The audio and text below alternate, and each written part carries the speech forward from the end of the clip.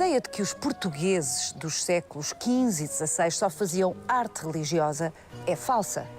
No final da Idade Média, início do Renascimento, havia aqui uma vibrante cultura profana.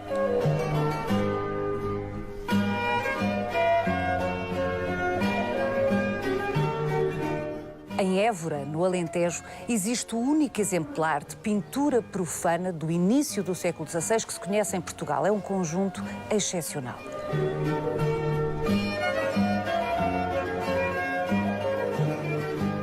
Mandados fazer por um sofisticado nobre, que foi também poeta, filho e irmão de poetas, estes frescos falavam com os seus contemporâneos, com os homens deste tempo, como os títulos de jornais falam hoje connosco.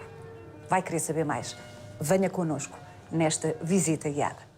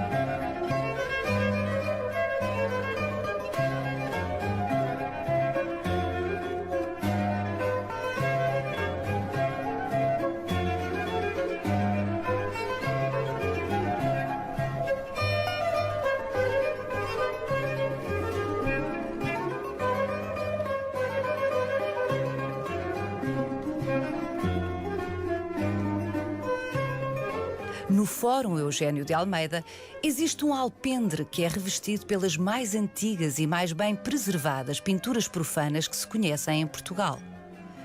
Nos inícios de 1500, este conjunto de frescos é designado por Casas Pintadas e constitui um caso da história da arte portuguesa. Como foi possível que estas delicadas pinturas sobrevivessem quase incólumes durante 500 anos? As casas foram compradas pela Inquisição. O edifício da Inquisição situa-se aqui à nossa direita. E estas casas ficaram para a residência dos inquisidores. E este pátio dividia esses dois mundos, se quisermos, a residência dos inquisidores e o edifício da Inquisição, de forma que era uma espécie de terra de ninguém que ficou mais ou menos desabitado, mais ou menos ao abandono até o século XIX, e isso permitiu que ninguém desse por isto, ninguém quisesse alterá-lo, e certamente permitiu que tenhamos aqui uma amostra do que devia acontecer também em muitos outros edifícios, desde logo nesta cidade. Na cidade de Évora. Estamos a falar de frescos do início do século XVI. A excepcionalidade é, desde logo, que eles se tenham mantido durante 5 séculos relativamente incólumes. Não se conhece em Portugal mais nenhum exemplo de frescos do início do século XVI em tão bom estado de conservação. É isto? Não, tudo o resto é completamente fragmentário. Há coisas religiosas, mas mesmo assim muito poucas desta época. E isto é um pouco o espreitar, passa a redundância, visualmente, para aquele mundo que nós conhecemos do teatro de Gil Vicente, da poesia do cancioneiro geral.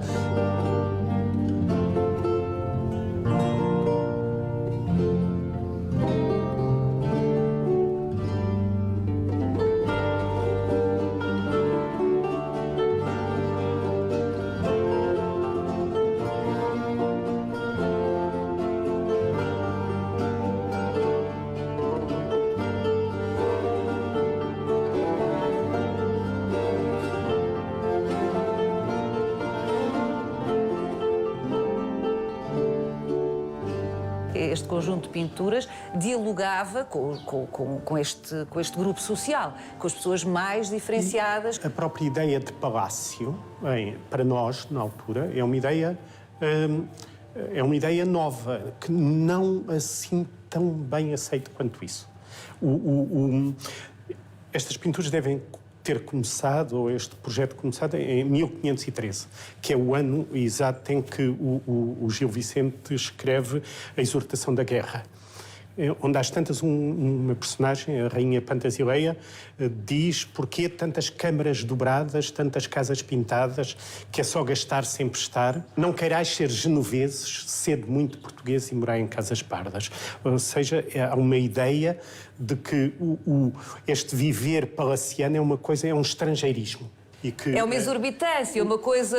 O que é vernáculo, o que era este viver na austeridade das casas pardas. Ora, para um dramaturgo como o Gil Vicente dizer isto, é porque havia este movimento de nobres, de nobres ilustrados, de nobres estrangeirados, como quase sempre é a melhor cultura portuguesa, apesar de tudo, que introduz novidades e que introduz uma mudança que é imediatamente reconhecível na época. Para espreitarmos para o que era a vida palaciana nos inícios do século XVI, século XV, inícios do século XVI, de facto, as grandes fontes sempre têm sido os textos. A literatura. A literatura.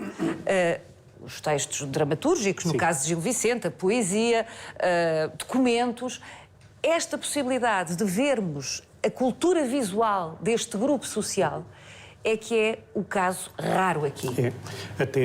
Até mesmo nos palácios régios, o que nos dá melhor esta imagem é Sintra, porque é um palácio muito pouco utilizado nos séculos seguintes. Não é? Sempre que há uma continuidade de utilização, nós temos depois... As coisas desaparecem e transformam-se mais. E é uma alteração. Este é um exemplo notável, único, não há nada entre nós comparável. No entanto, temos indícios de que foi bastante comum. E muitas vezes, quer dizer, nós temos este mesmo imaginário, estas mesmas formas, por exemplo, na tapeçaria, que era muito usada.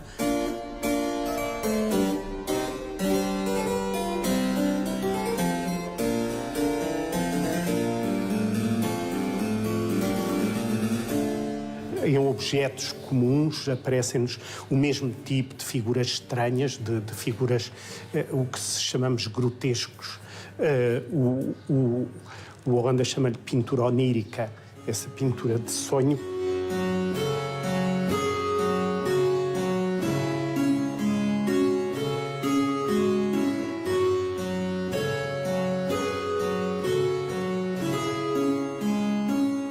Antes de nos determos em cada um destes conjuntos de figuras que, como eu dizia no início, falavam aos contemporâneos do início do século XVI, como hoje os títulos dos jornais falam connosco, ou seja, qualquer palaciano, qualquer cortesão olhava, qualquer pessoa culta daquele tempo, olhava para estas figuras e imediatamente percebia a história que estavam a aludir. Antes de nos determos nisso, vamos tentar perceber como é que isto seria. Ou seja, este jardim existia, mas era diferente, obviamente. Sim. Pertencia a uma casa, à casa do encomendador, Dom Francisco da Silveira, e... Nós temos que ir um pouco mais atrás, se calhar. Évora é uma cidade medieval que sofre a pressão, desde o meados do século XV, a pressão de ter cá durante longuíssimos períodos a corte. O rei e depois todos os nobres e os burocratas que tinham de acompanhar o rei. O rei faz o seu próprio palácio em São Francisco e a grande nobreza e os nobres que estavam na corte, que exerciam cargos como estes, os Silveiras, que eram codéis-mor, e um deles foi vetor de obras, tinham necessidade de fazer os seus palácios na cidade. Isso nem sempre era fácil, porque a cidade já era densamente povoada e exigia, como neste caso, a compra de vários edifícios onde moravam mistérios, populares, etc. E também a apropriação de espaços públicos que iam possibilitar a uniformização dessa mole. Aqui onde nós estamos, corria precisamente uma travessa pública que é utilizada por esta família dos Silveiras para fazer o seu horto, o seu jardim, no meio de casas que vão comprando a vários. Portanto, ou seja, isto já era um complexo que pré-existia à fase das pinturas, não é? Portanto, é transformado. Mas esta fase é completamente reorganizada. E eles criam aqui um jardim fechado, temos as casas com o pátio todas voltadas para um primeiro pátio, por onde entramos, e depois aqui um jardim à maneira medieval, que é sempre um jardim fechado. A porta por onde entramos é pequena, estreita, temos que nos baixar, quase que não cabemos, porque isso é o essencial. O jardim é um local onde o mistério se descobre, onde se está à vontade. Em toda a literatura medieval, quando o cavaleiro tenta entrar no jardim fechado, tem que dar voltas, tem que procurar o postigo por onde entra é obscuro, por vezes fazem-lhe umas perguntas para saber se devem abrir a porta, se não devem. Uma espécie de segredo bem guardado. É essa a ideia do segredo. E isto de recolhimento, um espaço para meditação ou para o amor. Espaço para meditação ou para o amor, sim. É exatamente esses dois espaços. O nesto ósseo, aquele em que se está sozinho perante a natureza, sozinho perante os seus sentimentos, mas onde a aventura amorosa é possível, quer seja o amor cortês, o amor doseado pelos ideais de cavalaria, quer seja um amor mais venal, que também nos aparece muitas vezes na literatura e que aqui estas pinturas fazem referência. A forma mais correta, talvez, de definir este alpendre a dar para o jardim é o que vários pintores do Renascimento italiano chamam exatamente loggia di giardino, ou seja, uma lógia, um alpendre de jardim. E esses dois exemplos, essa lógia de Jardino é o sítio onde as pinturas profanas, há uma crítica à Capela Sistina do Miguel Ângelo que diz que aqueles nus todos estavam melhor era numa lógia de jardim e não numa igreja. É esse o sentido. Não é que este tipo de pinturas em palácios desta fase, finais do século XV, inícios do século XVI, fossem raras. O que acontece é que não chegaram até nós. Mas neste contexto social isto era frequente. E era frequente exatamente pinturas mundanas que aludiam a temas profanos a dar para um espaço onde precisamente os cavaleiros, os nobres, amavam ou meditavam. Sim, sim. Vamos ver um por um os painéis? E o que significam. Este tem uma garça em posição, enfim, central e com algum destaque, e aqueles pássaros são falcões. Falcões e falcões domésticos, eles têm todos guizos, não são falcões selvagens. É um tema, se quisermos, é o tema mais recorrente, mais conhecido, a metáfora mais divulgada da relação amorosa no sentido cavaleiresco. É o combate entre o falcão e a garça, é a metáfora mais espalhada dessa tentativa de conquista da dama. Portanto, a garça é a dama. E os falcões, quem são aqueles que tentam chegar ao seu amor. Isto porque era perigoso. Muitas vezes ganhava a garça e os falcões ficavam feridos. Era um combate que se dava numa altura elevadíssima. Tem a ver com o tal ideário do amor cortês, exato, não é? A idealização e a perigosidade emocional. E a perigosidade. Há uma canção que é cantada na Comédia de Rubena, do Gil Vicente, que diz falcão que se alça com a garça guerreira, perigo se espera. É recorrente, há imensos livros de horas, imensas representações pintadas deste combate entre a garça e os falcões. Só conseguem apanhá-la se forem num jogo. Aqui estão 3, por exemplo, e enquanto ela se defende de 2, há um terceiro que a ataca. Mas há outros animais ali, há outros animais. O pato é o combate que se torna rasteiro, é o combate que ocorre, que é fácil, que é garantido. E, curiosamente, no livro de horas de Dom Manuel, por exemplo, quando nós vemos um jovenzinho nobre a ser introduzido num horto onde estão umas raparigas que se presume não serem propriamente cortesãs, ou serem num outro sentido do termo, e por cima nós vemos um falcão a perseguir um pato. Ou seja, este combate amoroso rasteiro por oposição ao combate amoroso. Ok, portanto, aquele pato representa a dama que não é uma dama. Se quisermos, sim, tal como as lebres e que são sempre símbolos de uma certa venalidade, de uma certa luxúria. De uma certa luxúria, sim, imediata. Ou seja, por contraposição ao ideal cavalheiresco do amor idealizado, aparece de alguma forma a ameaça omnipresente da luxúria, da carne, tudo pode baixar das alturas para um plano francamente carnal. É isso que aqui se diz. É exatamente. Este segundo painel, Joaquim Caetano, levou aqui um grande estrago. Precisamente quando, depois da extinção da Inquisição, este sítio passa para várias residências e a primeira coisa que fazem é abrir uma ligação direta para o jardim, através de uma porta e de uma escada que danifica totalmente este painel e, tirando-lhe a parte central, tirando também o motivo que lhe dava o sentido total. No entanto, podemos ver que este sentido é relacionado com o primeiro. É relacionado com o primeiro e oposto. Aqui temos o amor como engano, se quisermos. Novamente, o falcão com guizos, com aqueles fios pendurados, que combate um pato muito rasteiro, esta forma que corresponde à ideia do amor mais rasteiro, mais venal. E depois as sereias, tanto em ave como em peixe, os cabelos longos, as joias, esta tem um pente, na outra mão teria certamente um espelho, há várias gravuras que mostram aqui, por isso são sempre o emblema da vanidade, da vaidade.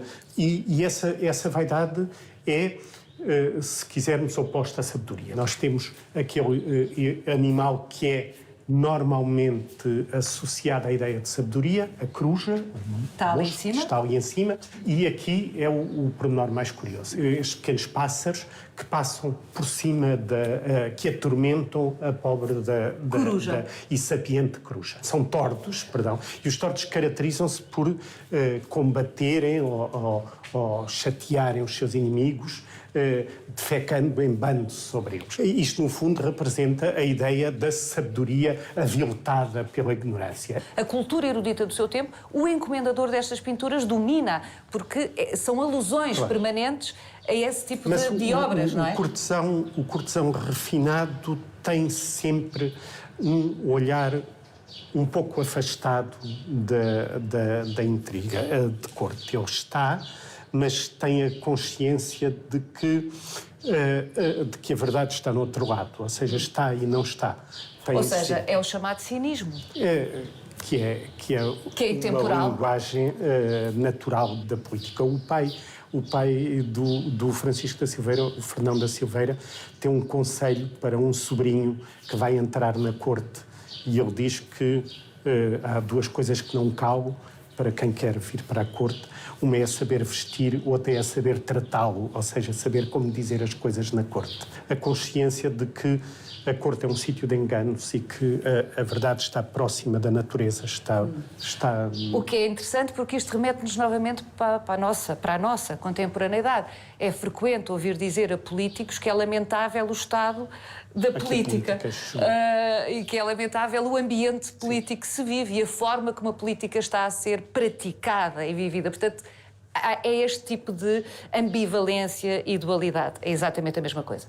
É a mesma coisa, até porque essa diferenciação, ontem como no século XVI, faz-se sempre entre aqueles que são os políticos porque estão lá dentro e parece que não existe outro mundo senão o da intriga de corredores cotidiano, e aqueles que são capazes de, estando lá dentro, ter um conhecimento do mundo e uma visão distanciada em relação ao seu próprio papel em determinado momento. Vamos ver o que nos diz o terceiro painel, o mais incólume deste conjunto, o mais completo. É o mais completo, o único em que aparece uma figura humana, aquele pastor a tocar, ou pastora a tocar uma gaita de foles para um concerto de lebres, que é um tema também recorrente na Idade Média pelo absurdo, ou seja, as lebres são animais fugitivos, o tocar para as lebres é algo impossível, quer dizer, Sim. é algo que não acontece. Nós aqui é relativamente mais fácil encontrarmos referências diretas a histórias concretas. Por exemplo, estes 2 galos de briga parecem relacionar-se com Portanto, o tema central é uma luta de galos. Sim, sim. Que é uma expressão que usamos hoje, aliás. E que até tem um conteúdo bastante atual, porque tem algum conteúdo quer de crítica desta ferocidade, quer até um pouco antirracista, se quisermos. A história conta-se com uma pobre perdiz, que se vê aqui ligeiramente ao lado, para ir para ser vendida na feira, que é colocada num caixote onde estão 2 galos. E os galos, é claro, atacam-na e maltratam-na. Mas logo começam também a lutar entre eles. E a perdiz diz... não me devia admirar de me maltratarem a mim, que sou diferente, quando mesmo entre eles, que são iguais, eles se degladiam e se tentam maltratar. Essa história que conta era uma história popular. Era uma história de Esopo. De Esopo, mas que estava disseminada. Que toda a gente conhecia grande parte destas histórias e, sobretudo, conhecia o sentido moral que lhes davam e que fazia com que elas fossem interessante essa sua interpretação de que isto é, no limite, uma história moral. No fundo, é uma cultura de agressividade que está aqui representada, não é? E é como central. E não é por acaso que isto é o tema central do painel central. Esta luta de galos, que se quisermos, não há maior definição para o enredo político, palaciano, cortesão, essa E as outras figuras? O veado, a raposa? A raposa é outra história do Esopo. A raposa consegue, através de falinhas mansas, que lhe abram o galinheiro para ela contar, para ela falar às galinhas. Novamente o engano. E o pobre do cão dorme enrolado ao canto, sem se intrometer. É claro que depois da arenga às galinhas, ela vai comê-las uma a uma, evidentemente. E depois aparece ali o unicórnio para baralhar completamente a história. A história. O que me faz pensar, corrija-me, Joaquim Caetano, que não obstante as alusões destas pinturas ou destas figuras fazerem imediatamente eco nos contemporâneos que as viam, a história não é completa. Portanto, são alusões morais, há uma crítica ao poder, há avisos sobre o amor, sobre os enganos, mas ao mesmo tempo isto não é nada linear. Isso fazia parte do jogo entre o dono das pinturas, quem as recebia, quem as compreendia ou quem as compreendia menos e era necessário explicar. Ou seja, fazia parte desta encenação toda aquilo que o Joaquim Caetano está a fazer para nós.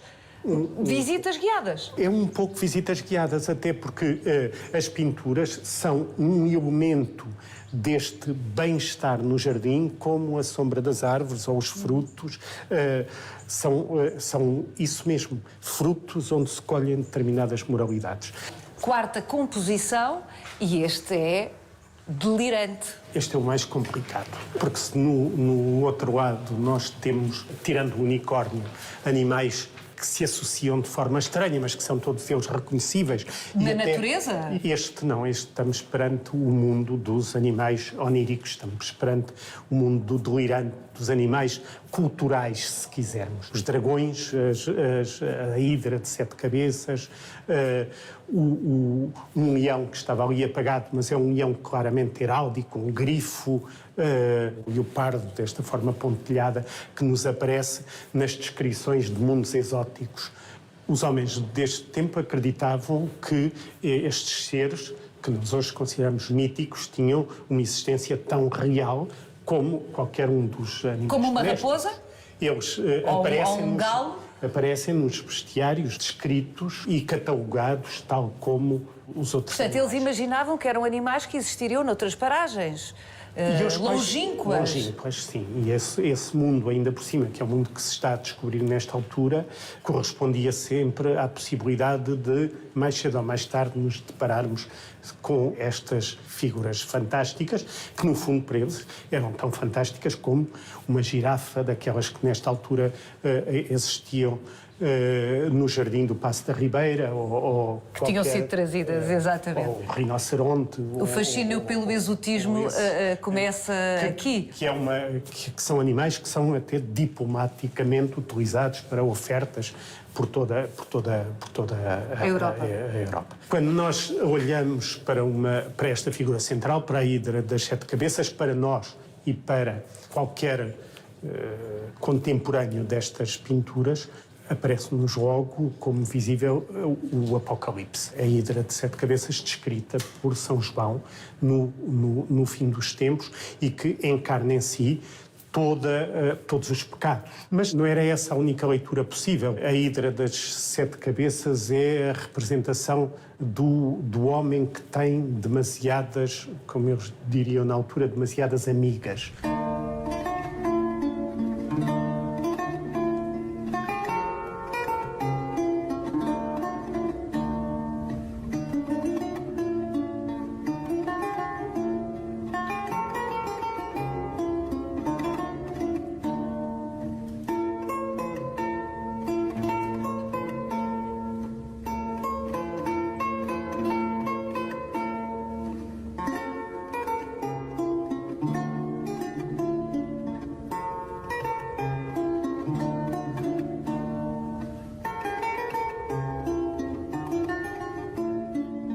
Lendo este conjunto, esta sequência de painéis figurativos, é possível concluir, seguindo as suas explicações, que se trata de um conjunto com uma intenção moralizante clara, com uma dimensão crítica. Sim.